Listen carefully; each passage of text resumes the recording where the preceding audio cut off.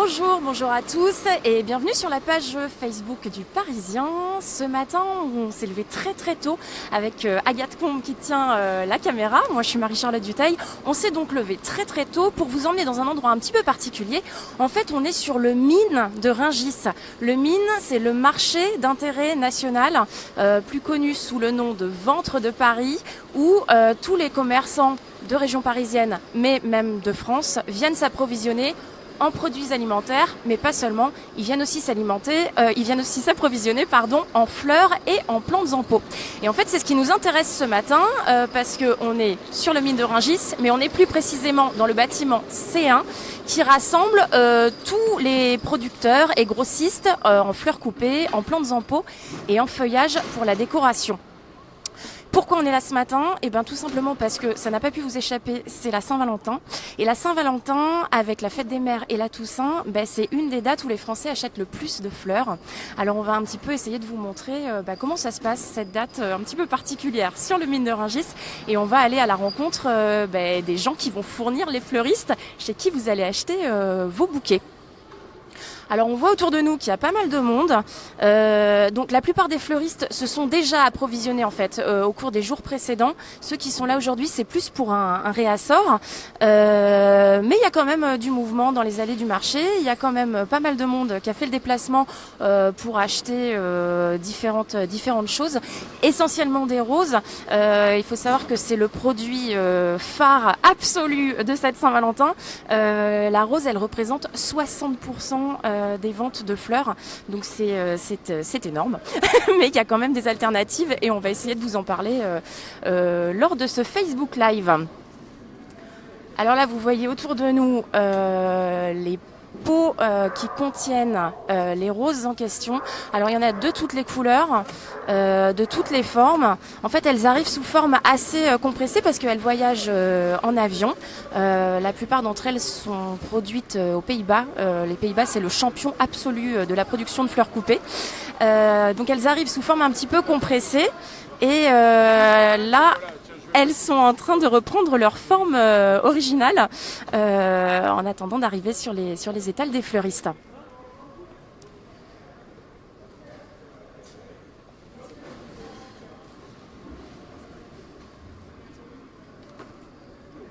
Alors là, on se dirige vers l'un des producteurs du marché de Rungis. Il s'agit de Laurent. Laurent qui est en train de vendre des fleurs à un fleuriste, mais qui reviendra vers nous quand il aura terminé sa vente.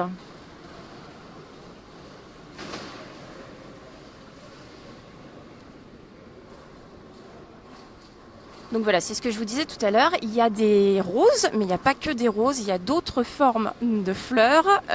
Moi, pour être parfaitement honnête, j'y connais pas grand-chose, donc je saurais pas trop vous dire ce qu'on regarde. Mais il y a plein de choses qui s'offrent au choix des fleuristes sur le Mine de Rungis.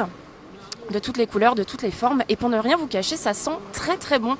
Vous pouvez pas vous en apercevoir via Facebook, mais pour nous, l'odeur est très agréable. Ça donne un petit air de printemps à la chose.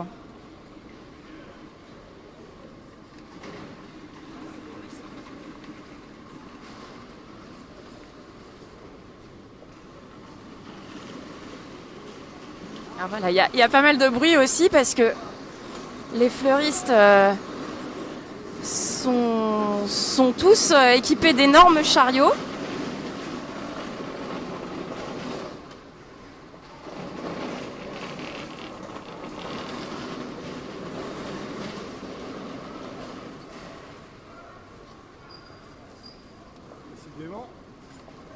On est toujours dans le champ.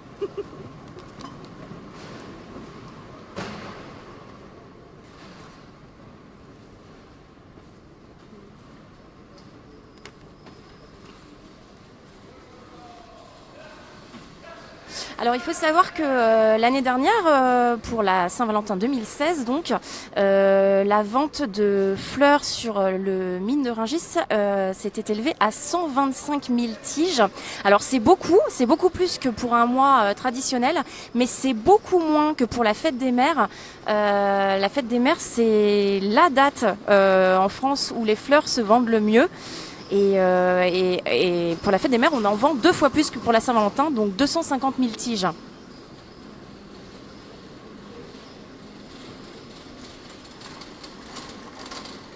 Ça s'explique par le fait que la Saint-Valentin, c'est une fête qui se déroule à la même date dans tous les pays du monde, ce qui fait que la demande explose au niveau mondial et que les prix explosent eux aussi. Ça s'explique aussi par des questions de saisonnalité. La fête des mères, ça tombe au mois de mai et il y a plus de fleurs forcément parce que c'est plus la saison.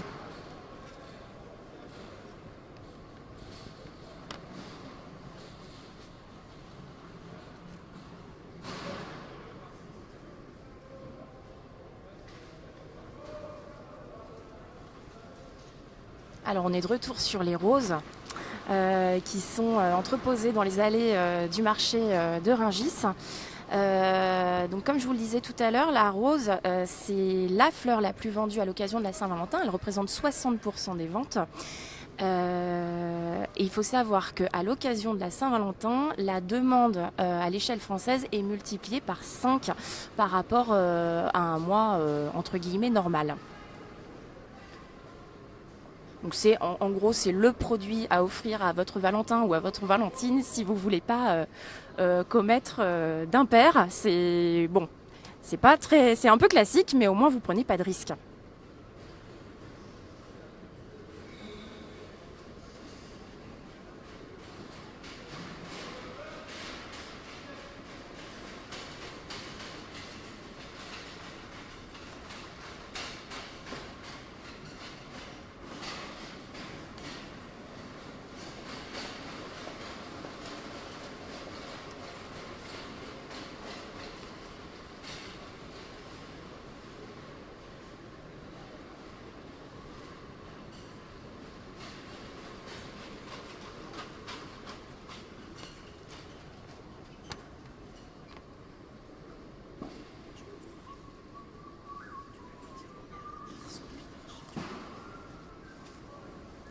Alors si vous nous prenez en cours de route, ce matin, Agathe Combe et moi-même, Marie-Charlotte, on est aux mines de Rungis. Donc le mine, c'est le marché d'intérêt national. C'est là où les commerçants de tout le pays en fait viennent s'approvisionner en produits divers et notamment en fleurs et en plantes en pot. C'est ce qui nous intéresse ce matin parce qu'on se trouve au cœur du bâtiment C1, donc le marché aux fleurs en fait, le marché aux fleurs de Rungis. Et on s'y trouve parce que c'est la Saint-Valentin et qu'aujourd'hui les ventes de fleurs vont exploser.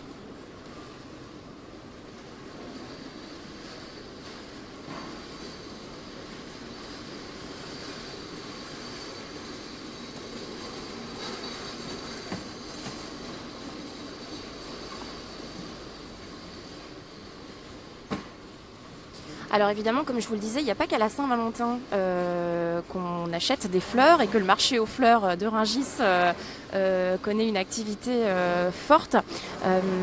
À l'échelle annuelle, il se vend 190 millions de tiges de fleurs coupées sur ce site, donc sur le marché d'intérêt national de Rungis, 8 millions de bottes de feuillage et 16 millions de plantes en pot.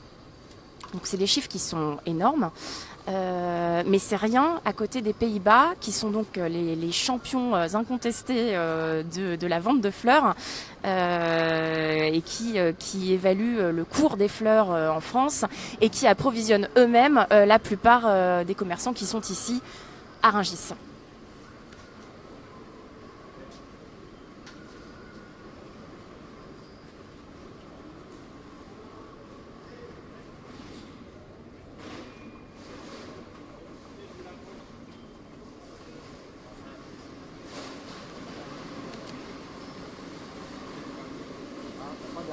On peut arrêter les E, Solène. Oui, on va essayer de le faire. Merci pour votre observation.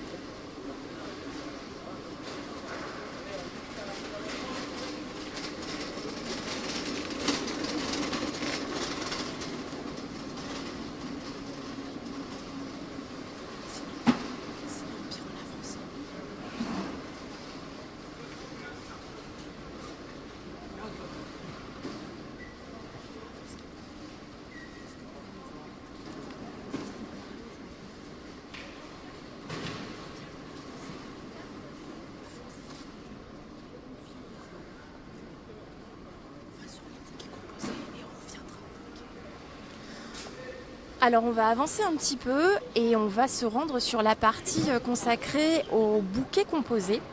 Euh, En fait, on peut, sur le mine de Rungis, on peut acheter des fleurs à l'état brut, entre guillemets. On peut aussi acheter des bouquets qui sont tout faits, parce qu'en fait, il n'y a pas que des fleuristes qui viennent s'approvisionner ici. Il y a aussi des gens qui font les marchés ou des gens dont la fleur n'est pas le cœur de métier et qui donc achètent des bouquets clés en main qui sont déjà composées de fleurs différentes avec des petits objets de décoration. Les fleurs ont déjà été coupées, équeutées, effeuillées. Parfois on y rajoute des petites gouttes en plastique, des petits cœurs en feutre, enfin tout un tas de petits accessoires pour agrémenter un peu l'ensemble et pour que ce soit plus joli. Et là on se dirige droit vers un exemple de ce type de bouquet. Alors où il y a la totale. Différentes fleurs, des cœurs en pagaille, voilà. Et ben sur le marché de Rungis, on trouve aussi ce genre de choses qui sont donc toutes prêtes. Je vois des plumes aussi au loin.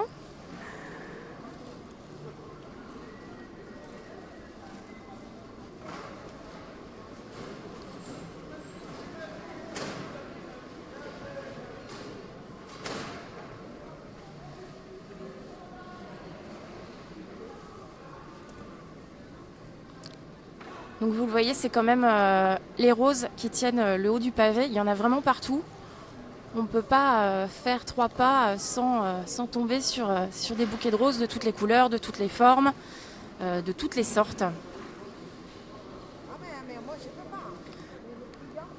Voilà, alors ce bâtiment C1 au cœur duquel nous nous trouvons ce matin, c'est le marché aux fleurs, mais son nom technique, c'est le pavillon horticulture et décoration. Et là, ce que vous avez devant les yeux, c'est justement ça, c'est la partie décoration. Donc, pour agrémenter les bouquets de fleurs dont je vous parlais à l'instant, on peut acheter des cœurs à paillettes de toutes les couleurs, dentelés, des branches de toutes les couleurs aussi, y compris les plus improbables, je dirais. Voilà, des feuillages, tout un tas de choses pour agrémenter les bouquets.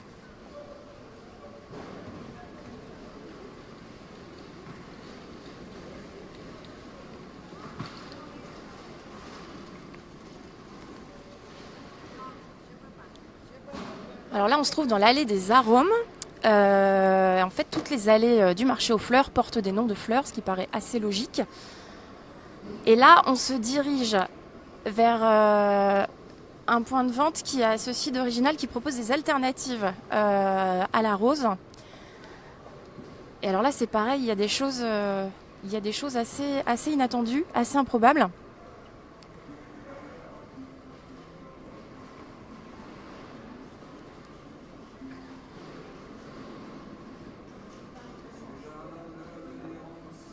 Voilà, donc des fleurs diverses et variées, des plantes en tout genre, des choses qui ressemblent à des fruits exotiques.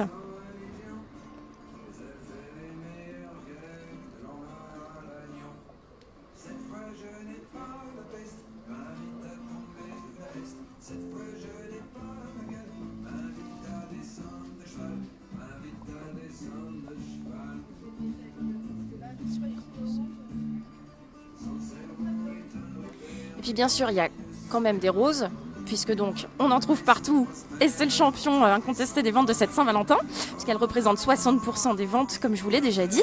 Celles que vous avez devant les yeux là tout de suite, leur particularité, c'est qu'en fait ce sont des roses qui ont été figées. En fait, on leur a injecté un produit dont je connais pas la nature exacte, mais qui ont pour effet qu'elles ne bougent plus, quoi. Elles sont figées dans le temps, et il n'y a pas besoin de les mettre dans l'eau, il n'y a pas besoin de les protéger de la lumière, ou elles restent en l'état, alors éternellement peut-être pas, mais en tout cas sur une longue durée. Et donc il y en a de toutes les couleurs, là aussi y compris les plus improbables, puisqu'il y a des roses arc-en-ciel.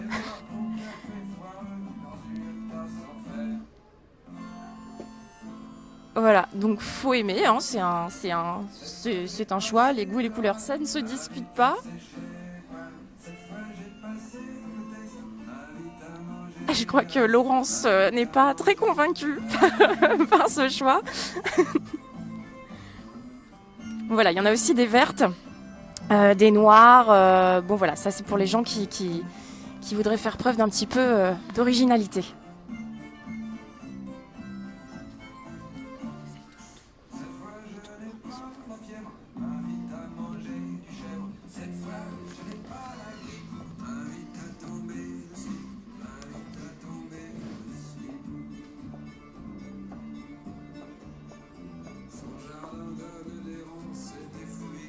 Voilà, donc là je vais pas vous mentir, je n'ai aucune idée de ce qu'on est en train de regarder. Je saurais absolument pas vous dire de quoi il s'agit. Mais là ce que je peux vous dire par contre, c'est qu'on est devant des fleurs géantes qui sont, vous le voyez peut-être pas de loin, mais qui sont fabriquées en plumes en fait. Bon, là encore, c'est un choix.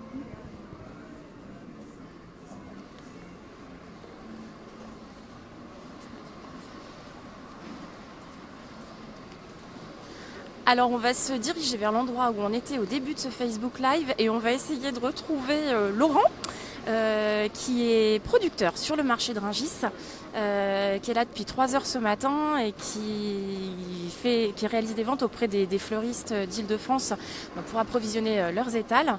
On va essayer de lui mettre la main dessus et de lui demander un petit peu comment ça se passe cette Saint-Valentin pour lui.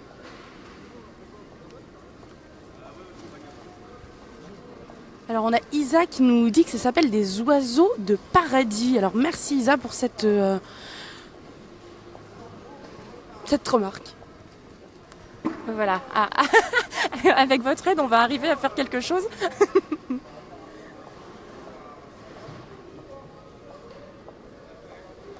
Alors est-ce qu'on aperçoit Laurent? Oui, je l'aperçois au loin, mais il a l'air en grande conversation.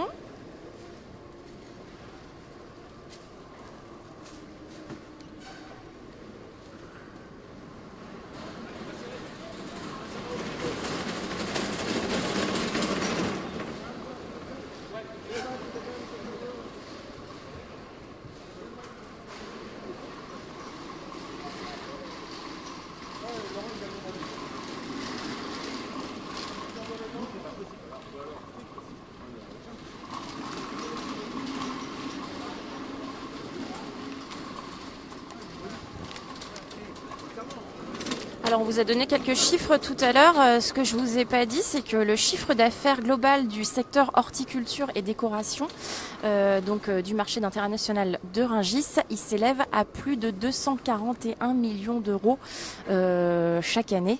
Donc là aussi, c'est un chiffre impressionnant.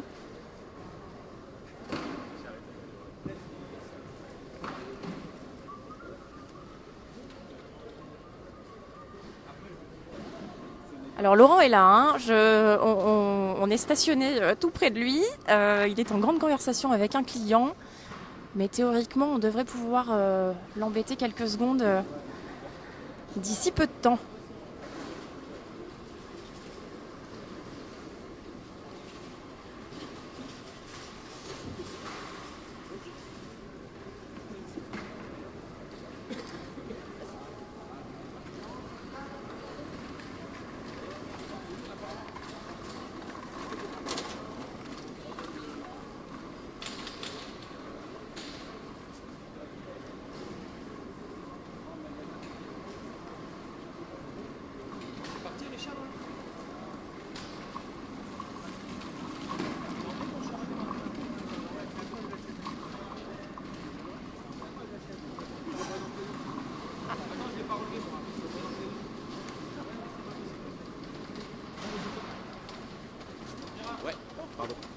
On peut vous embêter une petite seconde?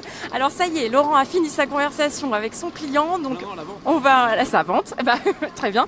Donc avec son client, donc on va vous poser quelques petites questions sur votre rôle de producteur au sein du mine de Rungis. Producteur-distributeur en cette Saint-Valentin. Oui.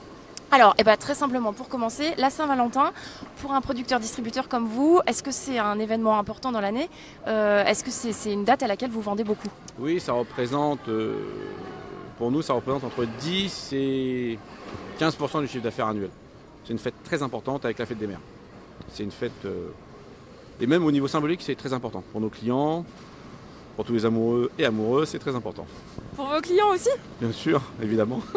Pourquoi c'est important?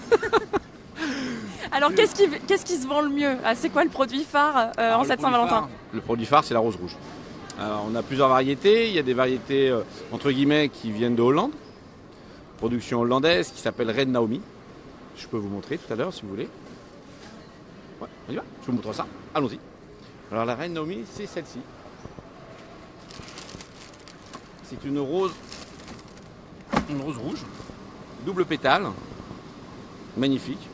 Alors une couleur un peu foncée, mais c'est magnifique. Ça va s'ouvrir délicatement. Ça dure largement la semaine, voire une dizaine de jours. C'est une production européenne, j'insiste. Donc grosso modo, il y a une production limitée. Ça vaut un certain prix. Mais vous avez en contrepartie une certaine qualité qui est entre guillemets vendue avec. Et donc les fleuristes, souvent tout fleuriste achète une Red Naomi. Vraiment, possible. Et des sortes de roses rouges, donc il y en a plusieurs. Il y a celle-ci, mais il en existe... Il y en a plein. Alors par exemple, aujourd'hui vous avez la Red Naomi. Qu'est-ce que j'ai d'autre? Je vais vous montrer ça. Alors il y a plusieurs producteurs, plusieurs productions. On a aussi ça. Ça c'est une production africaine qui vient du Kenya. Ça s'appelle Rhodos.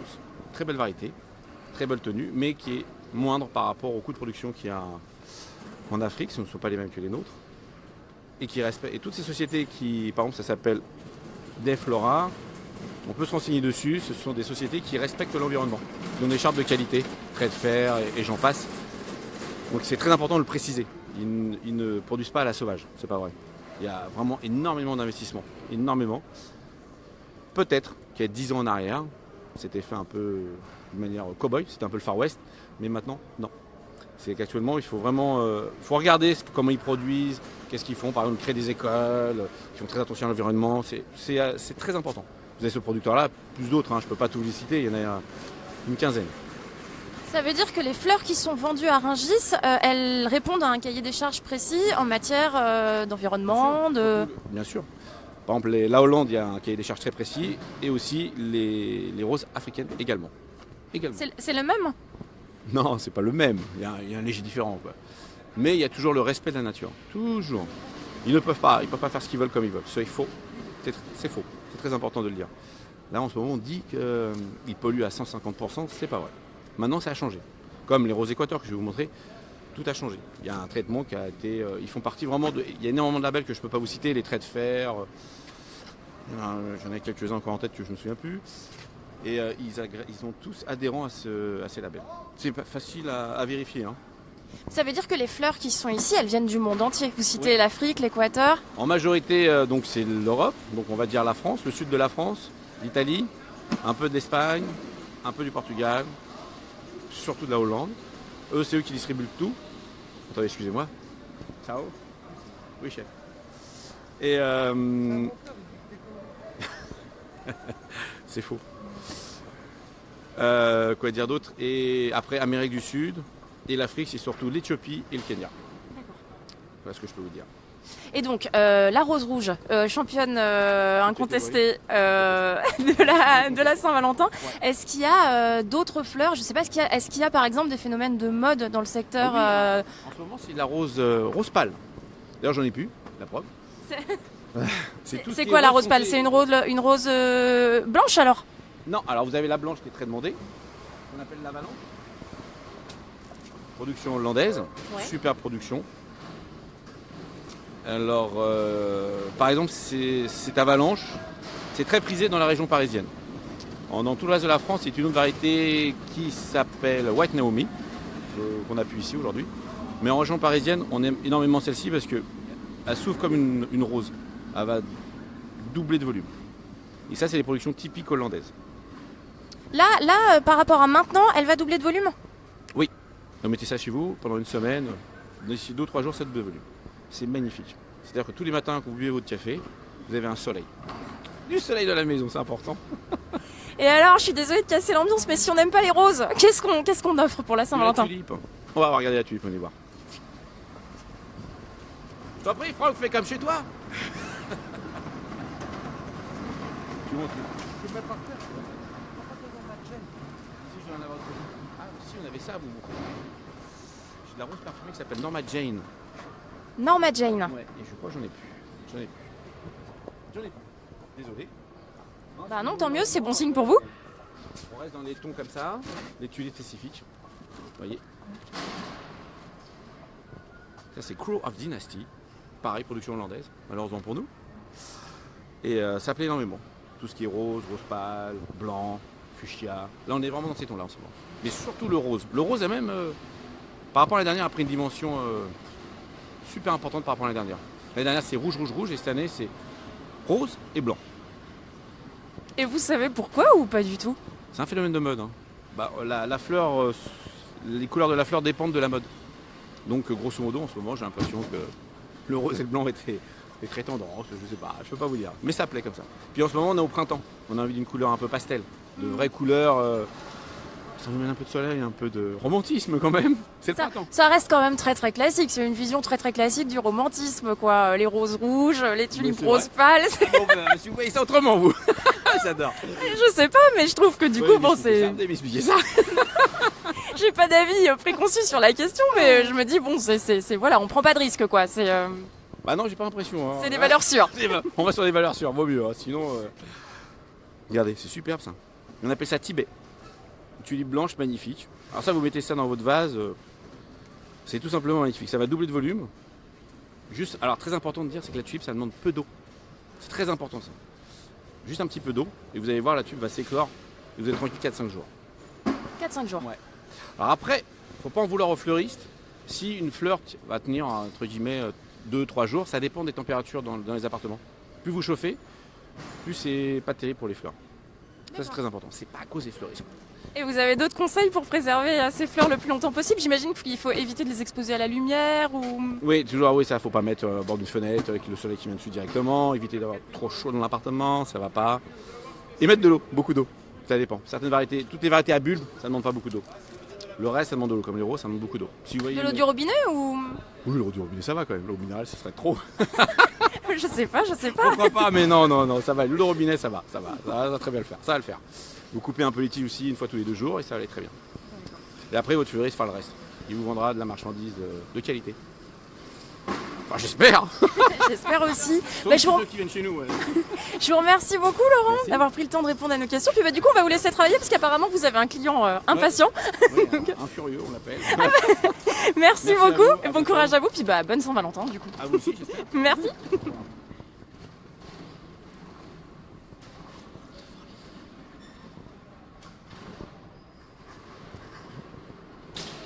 Et ben voilà, c'est la fin de ce Facebook Live sur le MIN, le marché d'intérêt national de Rungis, le marché aux fleurs plus précisément ce matin à l'occasion de la Saint-Valentin. Merci de nous avoir suivis et à bientôt sur le Facebook du Parisien pour de nouvelles vidéos. Mais en attendant, on vous souhaite, Agathe et moi-même, une excellente Saint-Valentin, ou pas parce qu'en fait l'amour c'est toute l'année, pas seulement le 14 février, alors bonne journée à tous.